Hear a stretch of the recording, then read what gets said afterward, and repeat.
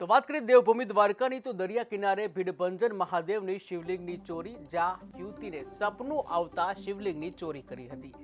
8 આરોપીઓ સહિત 3 મહિલાઓ સામે કાર્યવાહી કરવામાં આવી છે। ત્યારે ઘરમાં શિવલિંગની સ્થાપના કરવામાં આવી હતી, જ્યાં 11 આરોપીઓમાંથી 8 પુરુષ આરોપીઓની અટકાયત કરવામાં આવી છે।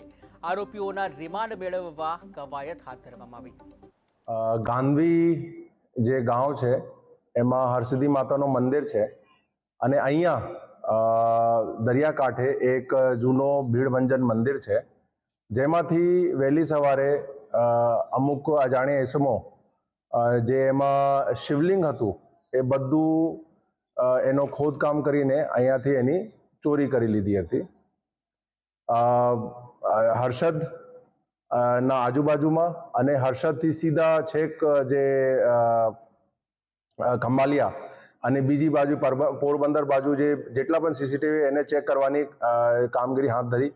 પછી ટેકનિકલ સર્વેલન્સની કામગીરી હાથ ધરી અને હ્યુમન સોર્સથી જે માહિતી છે એ ભેગી કરવાની કામગીરી હાથ ધરી। સાથે સાથે બહુ જ સારી અને સાયન્ટિફિક તપાસ થાય એના માટે FSL, ડોગ સ્ક્વોડ એ બધાને અમે જોડીને અમે આગળની તપાસ કરી। એના કારણે એ લોકોએ કાવતરું રચીને 2 દિવસ પહેલા હર્ષદ આવી ગયા હતા 2 ગાડીમાં। અહીંયા એનો એક જે કીધું પહેલા કે એક